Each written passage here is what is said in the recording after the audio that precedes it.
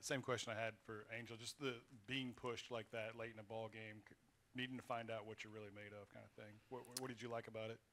Well, you like the fact that you won, but even if we had not won, I got to see some kids in timeouts speak up other than Angel Reese. I got to see some leadership from some other players. And sometimes that doesn't surface until you're backed in a corner. In fact, that timeout, we were down 3. And Alexis Morris calmed everybody down. They like to go at each other, and I love that too. But it was a moment where she's older. She can get in there and make the big shot, and she did. I thought the best thing of the whole game, other than winning, was I didn't have to be the leader. They were the better leaders on the floor that night. Hi, Coach. What can you say about Flage's game and her impact on the court as a true freshman? Well, I've said it many times. I don't know. I don't study the game in detail across the country on impact freshmen. All I can speak to is what she means to us. Look at the minutes played and look at production, and I think it speaks for itself. Kim, throughout your coaching career, have there been players that have sort of uh, done things to allow you to maybe feel just a little bit younger than what you actually are? And is Angel one of those? We obviously have seen this TikTok that you made an appearance in. I'm just wondering, like, if have there been certain players that just kind of bring a little more youthfulness out of you? Well, God, it's almost 40 years, 23 as a head coach, and you add another, golly, a long time. They have that relationship with me. What you guys see is game time, game face, intensity. We have those moments in the locker room. We have those moments in film room. The things that come out of my mouth, they're like, Coach, you could be a comedian. That TikTok deal, somebody sent that to me, and I said, did you say tick fall? Maybe I should start that, right? That's where I'm from. Let's do a tick fall deal, right?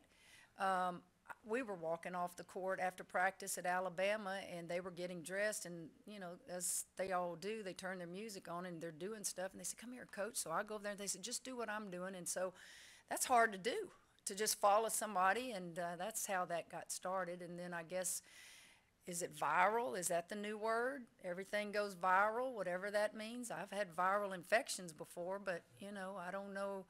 So anyway, I mean, that's why I have young coaches. The young coaches keep me abreast of things. The players keep me abreast of things. And but I do dance. I dance much better than that. But, yeah, I followed their lead pretty good, I guess. Hi, Kim. Hey, babe. Long time no see.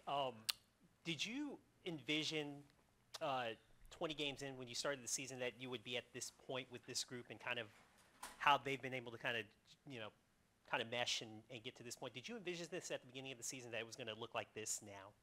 You know the answer to that. Absolutely not. I knew we had talent. I knew we brought in some really good transfers. But, you know, the most talented teams don't win. You got to work. You got to be on the same page. And it's a schedule that allowed us to gain some confidence. We've taken a lot of criticism because of it, but the criticism doesn't affect us. Just get better. Rebuild this program to an elite level. Get fans in the stands. Beat somebody maybe along the way you weren't supposed to beat. We have that opportunity Monday. We're not supposed to beat Tennessee. They were picked number 2 in this league preseason. They have more depth than we do. So it's going to be quite a challenge, but I knew we had the talent. But you don't write down, oh, our goal is to go undefeated. we got to go to South Carolina. Nobody's capable of beating them. They're that good. You just hope that you can stay close. Two-part question. What is the thing that the team has developed since it started that has made you the most proud? What is it doing that's made you the most proud? And has what happened with that schedule changed the way you think about scheduling? Is it not as important, or is it slow down, Jim. First question, I'm going to try to remember your second one. Your first question, has anything surprised you? Well, they're all pretty new other than Alexis, how they have really bought into understanding the value of defense and rebounding. And it shows in our stats. And that's not something a lot of kids want to buy into. They just want to look at the offensive end of the floor when choosing a school. And those were things that were discussed with all of them. You will stay on the floor, for me, if you can't shoot a lick, but you can defend. Dee Richards is an example of that. That kid wasn't on the floor for her offense. She could disrupt the entire flow of a game because of her defense. That has been a pleasant surprise this early with this many new players. Now, what was the second part of your question? Well, it was my first question was more, what was you most proud of that they've done, and you answered that. But has it changed your idea of what it means to schedule that you went through a relatively weak schedule, but still it didn't really hurt you? I'm not a coach that sits and studies analytics. I don't mind telling anybody. I think in the world of sports, and I'm going to use baseball because that's what my kid plays, the day a coach or a GM or people can't sit at a ball game and use their eyes to analyze the heart of a kid, is that kid a winner, and they use analytics, I just can't do that. I can't do that. I know my team. I know our strengths and weaknesses better than anybody, and I'm not going to ever allow the outside people to decide who I should and shouldn't play. And I've never done that. I've been very careful. I learned from the best. Don't ever overschedule. The problem you have now is what? The transfer portal. Good or bad, it can affect. Well, when I did this schedule, we had these players. By the time summer was over, they left. So then you go back, well, under schedule and just keep bringing some new ones in, and then you can be criticized for under scheduling. None of that matters to me. Just win the next ball game. If you win, all that takes care of itself. We have a 2-3 net. What are we? I don't know. Okay, whatever our net is, you know, that's the big thing. It replaced RPI, and I think our net's good based upon what we have accomplished thus far. It's 3. There you go. So, obviously, you've had a lot of great teams. What similarities does this team have to some of your great teams, and what things do you still need to try to build on to be great? Got to keep getting players. You can never have enough great players, enough depth. Similarities are what I just said. They buy into the system. They buy into what's important to us as a coaching staff. But I think they bought in when they came here. There are no secrets with me. When I sit with you, I'm going to tell you where you're going to play. I'm going to tell you what we do. You're going to come watch us play. You're going to watch film. This is how you get on the floor. And all of them know all that when they come here. And maybe occasionally you might have to change position depending on depth or something that happened, because you've got those that could be a 3/4, but I really need you to stay at the 4, things like that. Talent is very good. I have a wide range of personalities, and I think a lot of people across the country thought, how are you going to coach that many strong personalities? And I was like, I'm pretty strong, got my own personality. And for them to follow my lead in that locker room and yet be themselves, it's making for a fun year. It's making for a fun year. Hey, Coach, Tennessee obviously comes in 8-0, but have lost games to really good teams. Just what have you seen from them? And they have UConn tonight, and just what do you expect? First of all, I don't know how they're not a top 25 team. Go back to what you are talking about scheduling. They've played name somebody they haven't played. So how are they not a top 25 team, first of all? They have everything you need to be very good. They brought in Rakia Jackson. She's coming off the bench for them. They brought in Franklin from Missouri State. They've got Horston healthy. They did lose Key, their big girl inside, but they've got perimeter shooters, Puckett, Darby. They've got a distributor out front. They are a matchup nightmare, and they've played enough games against the best that we have in the game right now. Coming in here in front of the crowd we expect to have will not be a big deal to them. We are going to have to rebound. They are outstanding rebounding the ball. I think I haven't looked at all the stats in the conference, but they get like 124. They already have in 8 games 124 offensive boards.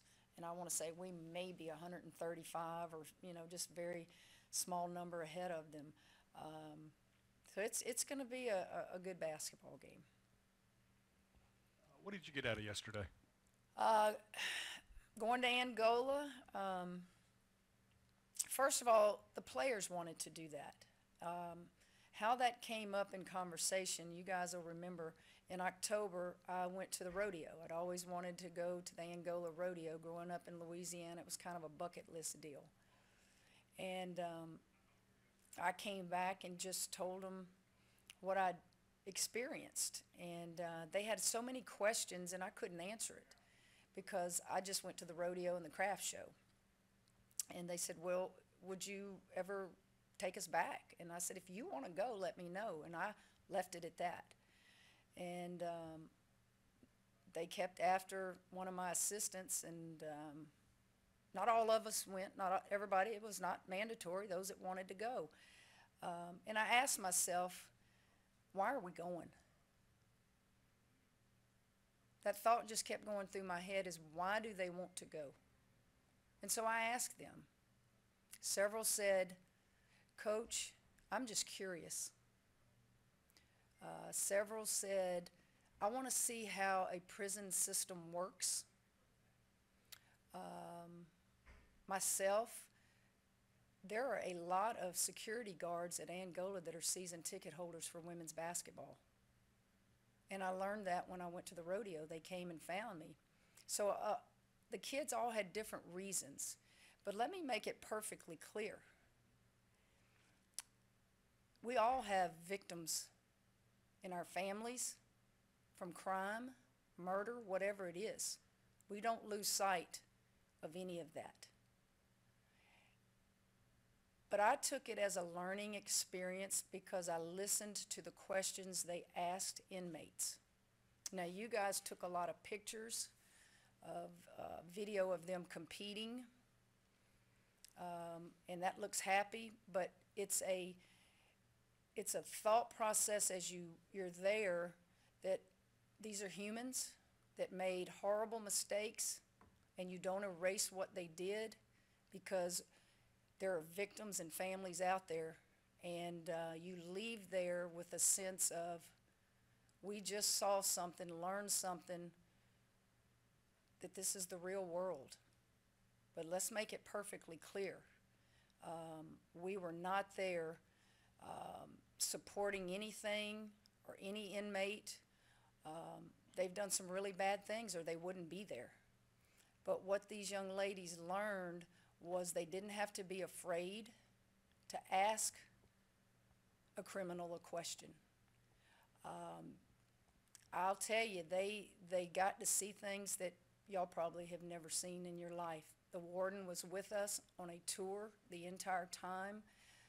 Bob Starkey went with Dale Brown and his guys years ago, and he said, we went into a gym, spoke to an inmate, asked questions, and left.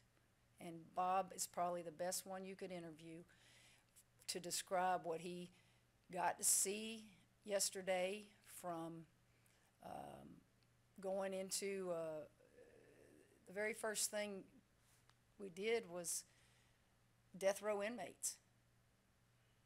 Angel Reese got in a competition with a death row inmate. They're out there, just talking to him. Well, where's Flagey? They know us from TV. Then we got to go in where they execute them. Have y'all ever done that? It was, those kids just, they wanted to see everything.